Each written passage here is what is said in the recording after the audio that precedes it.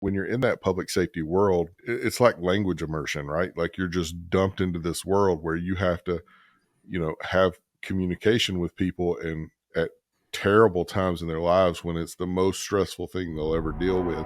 And you become very adapted at shifting in those conversations and becoming the conversationalist that person needs.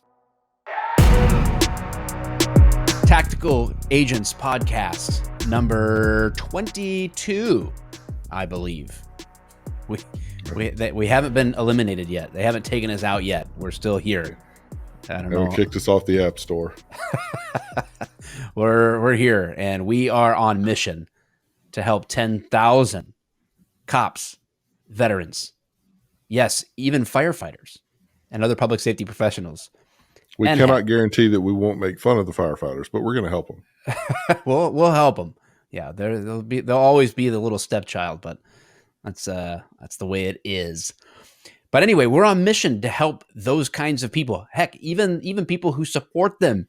I mean, we've got to get dialed in here, but we're on mission. And we started this mission back in September of 2020 with a little thing called the 10-7 Project, because Chris and I started out as traditional real estate agents, like so many of you who may be listening to this, and quickly discovered that douchebag sales was not our thing. Memorizing scripts was not our thing. Cold calling was not our thing. Door knocking, not our thing. Chasing commission checks, not our thing. So what we wanted to do was figure out a different way to do real estate, and we did. Not just on our own, but with the help of other people who build relationship-based, referral-based business. And that can mean a lot of different things to a lot of people. If you want to know what we mean by that, you can listen to the other 21 episodes that are before this one, get a handle on that. And this episode, we're going to talk to you about sort of like what motivated us, inspired us to start the 10-7 Project, what all it entails, why we're doing it, and what it looks like to be a part of that. Kind of like let people know, because especially people that come from the public safety background, and we have a leg up when you get into the real estate business. We really do. And we're going to talk about that today. So, all right. I feel like I've been talking too long, Chris. So yeah, solid 3 minutes, man. You're killing it. Yeah, I don't know what I'm doing with myself today. I'm out of sorts today, is the reality. I'm out of sorts. Got one more meeting to go. After we record this, I've got another meeting at 4, and then I am shutting it off, and I can't wait to get to jiu-jitsu and choke some people or be choked. Sounds thrilling, doesn't it? To some people, maybe. It kind of sounds kinky a little bit, buddy. Yeah, people can do it what they will. But yeah, let's. Before we dive into the real estate stuff, did you see that Mark Zuckerberg competed in Brazilian Jiu-Jitsu this last weekend? No. Yeah, he won. Yeah. He's a white belt. He's brand new. I mean, I don't know how long. He paid somebody a few $1 billion so that he could win. Yeah, exactly. He competed in gi and no gi, and he won both of his divisions. So kudos to Zuck for getting out there, and doggone it, I would love to compete. Oh man. I would really love to compete against Zuckerberg someday, because everything within me from my years of being abused and bent over by Facebook would come pouring out of me. It'd be like the one, if it was the last thing I did, it would be to submit Mark Zuckerberg. He tapped, Mike. He tapped. Let him go. He's not breathing. Stop. Anyway, a total side note. Here we go. We deal with social media. All right. I'll shut up. Chris, talk about the genesis of the 10-7 Project, like the beginning, and then we'll get into more details. Well, the beginning's pretty simple. You and I started kicking this idea around a couple years before we actually did it, because we couldn't make the logistics work, until we did. But we were just sitting there thinking, and this is my thought process. I assume it was pretty close to your thought process. I'm a dumbass cop, and I'm doing all right in real estate. So if I can do it, I can teach other people how to do it, especially other cops. And we started the 10-7 Project. And the reason it's named 10-7 Project is because it was initially geared only towards police officers. But then as time went on, people kept saying, well, I'm a firefighter, but I want to do this. And then like, you don't want to be that dick that's just like, no, you're not a policeman. You can't do this. Um, so we expanded it to include other like-minded folks. You know, a few, what was it, probably 6 or 8 months in, we started accepting firefighters and veterans, and oh man, now we've got dispatchers and corrections officers and family members, and Right. Yeah. we're And now I feel like we're at the point to where, well, what if I'm none of those things, but I really love those things? Like, all right, cool, yeah, you're in. yeah, sure. Yeah. Just don't get offended when we make fun of you. It is what Yeah. it is. Yeah. Just That's just don't literally think. our only requirement. Yeah. Just don't think we're going to change for you. that's No. that's about it. And Yeah. you could be disturbed, highly disturbed during some of our conversations. So just know that Yeah. ahead of time. Well, what you said really offended me, guys. Well, we don't care. So Oh, we're hold not on. going to Let stop saying it. me reach into my bag of fucks. I'm fresh out. I don't know. We'll see. Yeah, I think what made it possible, because the thing that you run into in the real estate world is obviously everyone that has their license has to hang that license with a broker, but you couldn't be part of Remax in Arizona and me be part of Century 21 in Michigan, and somehow we partner together. Right. That does something that makes any sense. So what initially let us out was joining a cloud-based brokerage, which was EXP, which we're no longer with EXP. But that was really, at the time, was our only option, Mm-hmm. because there was one other cloud-based brokerage that we're with now, but at that time they were super tiny, and so that it really wasn't much of an option for us if we wanted to cross as many state lines as we could to build something. So that opened up the door for us at first, and we first put a message out, I think late summer maybe of Mm-hmm. 2020, fall of 2020, and we thought maybe we'll get a dozen people. Like we put out a post about like, yeah, like there's hope outside of law enforcement. I don't even remember exactly what the post said, but we thought, oh yeah, maybe a dozen people will respond and we'll have conversations with those people. And we were not ready for, I Not think, several exactly. thousand people Yeah, dropping their info in or whatever. we got 4,200 email addresses in the registration form in the first 24 hours of that post. Yeah. And yeah, nothing special. It wasn't a boosted post. It wasn't an ad. It was just Mm-mm. literally just putting it out there. And so we knew that we were on to something. We were Mm-hmm. hitting a nerve, right? Because especially during 2020, so many different cultural factors were leading to cops really not just bitching and complaining like cops do when they're on the Mm-hmm. road, like, I need to do something else with my life. This sucks. It's that, but seriously, there was some legal things happening with the pandemic. There was tons of riots and protests and legal changes and precedents being set and all sorts of things that a lot of cops were like, I got to find something else to do. I can no longer sustain this for my own sanity, my family, my future, right? And so I think we just hit a nerve, not even trying to hit that nerve, Mm-hmm. just that was the next step for us in our business, and it just worked out. And so we started having people either join us that were already licensed, which is obviously something that we're capable of doing, is transferring someone's license Mm-hmm. to the brokerage we work with, which is Real Brokerage. And so that's definitely an option, and that was some of what was happening. And then really, it's a slower path to growth, but most of the agents that work with us come from scratch, which Mm-hmm. is slower for development, but is great, because it's like the Top Gun award in the police academy is almost always to someone who has never fired a gun before, because they don't Right. have any bad habits to unlearn. They just do what the instructor says, and then they shoot better. they Hmm. so it's like the same thing in real estate. It's like, hey, just do what we say, and it'll work. And a lot of our agents who have now since quit law enforcement and gone full time, they don't even understand. They don't know what the traditional real estate world is like. They don't know what it's like to try to exist in a sales type environment, because they never did. They just did it Right. the tactical way from the beginning, which is great.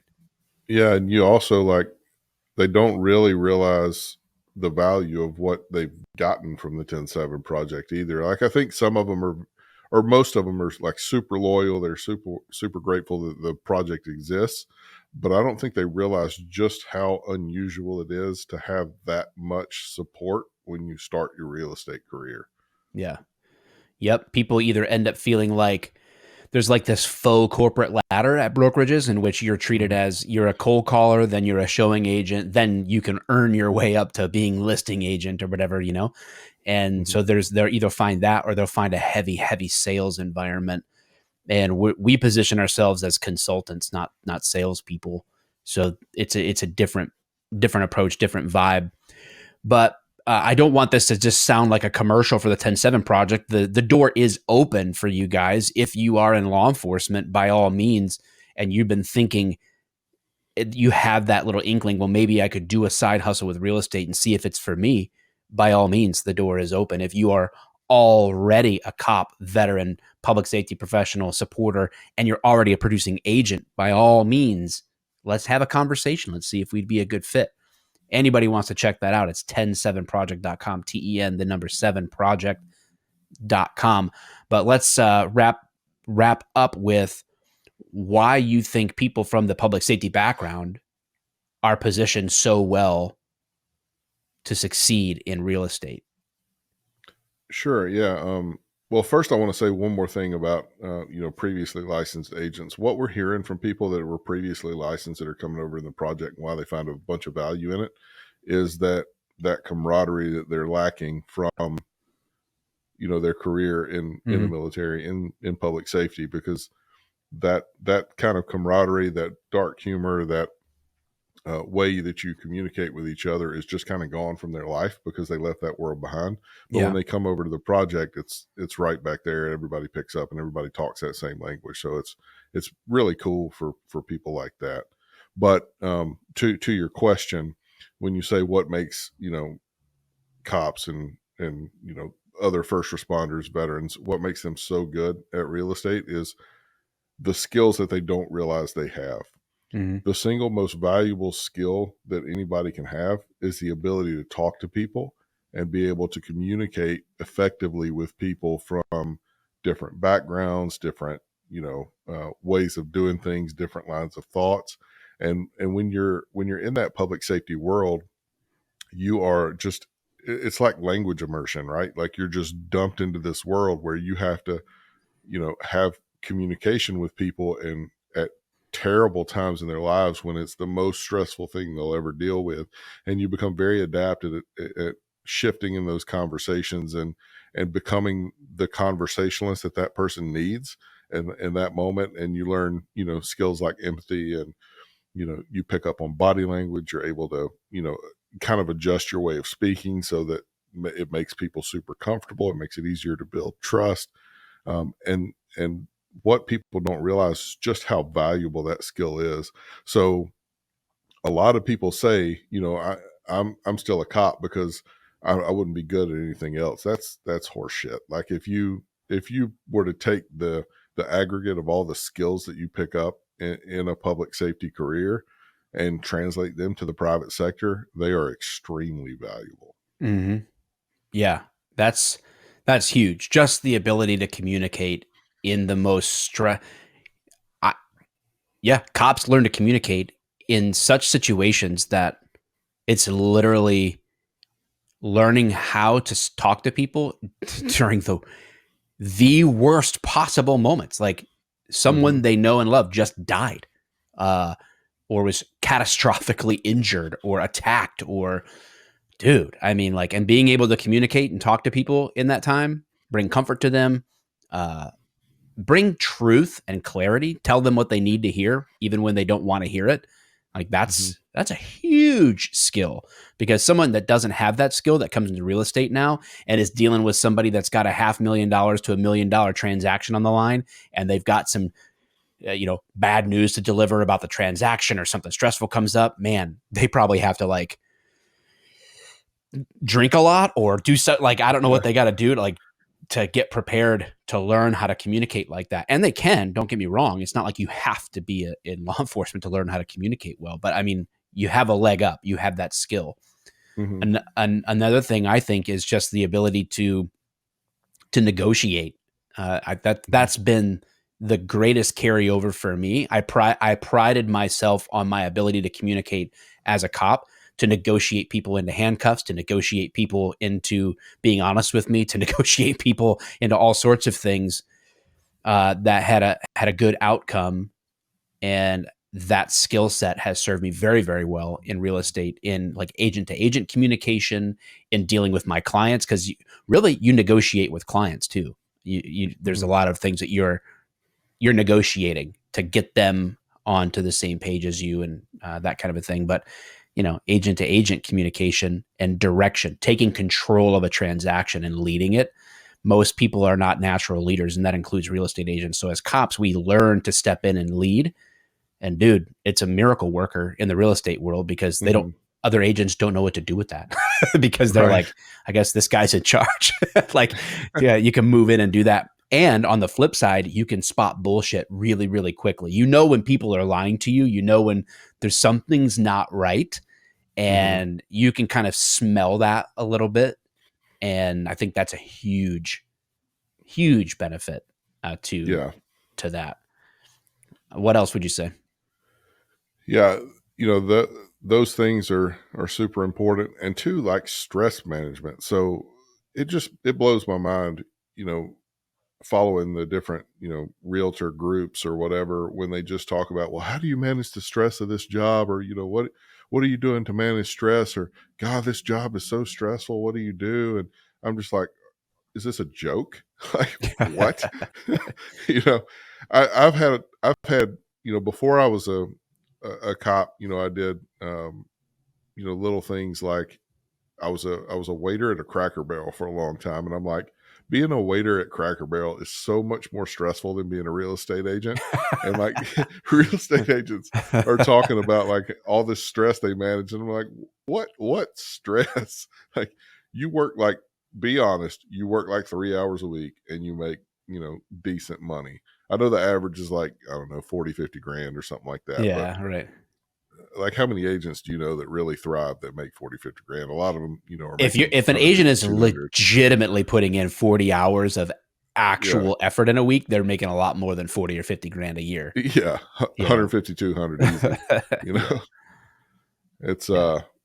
I've got a lender buddy that was, kind of, we were having a conversation one day, and I was getting upset about something that was happening. He gave me some advice that was really good. So I'll share it here. He said, hey, Chris, you're not a cop anymore. Nobody's going to die. Like, this is not that serious. And Right. that's kind of like a light bulb moment for me when I realized that real estate is not stressful at all. At all. I have zero stress when it comes to real estate. Zero. Yeah. It was wild when I first got into real estate, even when I was doing more traditional stuff, from even basic things like calling other agents. I'd be like, wow, nobody calls like this and has this kind of conversation. Like, why not? Yeah. Like, I didn't, what else would I do if I don't communicate with you? Like, there's that. But then sometimes you're like, how this whole transaction is like falling apart. How are you not freaking out? And I'm like, uh, nobody's getting stabbed. Yeah. Like, Right. I mean, what's the emergency here? Have Paperwork? you ever held your Like, finger in a bullet hole? I'm like, this is nothing, like, if it was really important, I'd be driving really fast with lights and sirens, but it's not. Right. It's this is not a big deal. This is, yeah, we can fix this, right? You can just edit the document. It's not hard, Right. right? You can amend the contract. This is this is a solvable problem, right? And if Hmm. and if it's not, you just get another transaction. Like you don't like there's just nothing to freak out about. Yeah. There's just not. I guess if you're a terrible agent and you put your clients in terrible situations and they're going to be homeless because you suck, I guess there's that. But if you're Yeah, that if would be you're stressful, I guess. halfway decent at common sense, well, there's really not a lot to stress out about.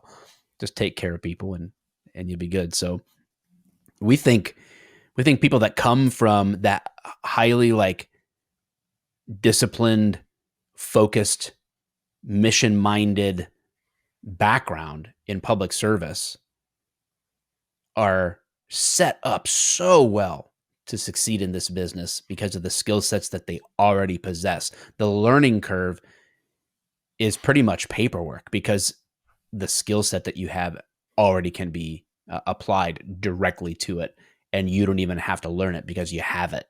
You've I, already learned it.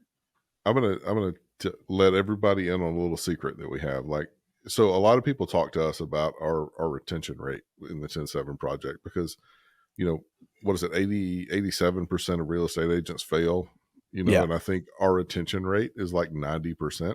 Yeah. So like 90% of the people with us are still around, and Mm-hmm. they ask us how. And, you know, yes, the things that we do, the Tactical Agent Academy, the stuff that we, how we're always available and we help them along the way, that's all super helpful.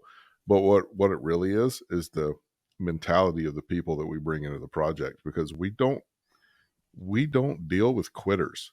Cops aren't quitters. Firefighters aren't quitters. Mm-hmm. Military folks aren't quitters.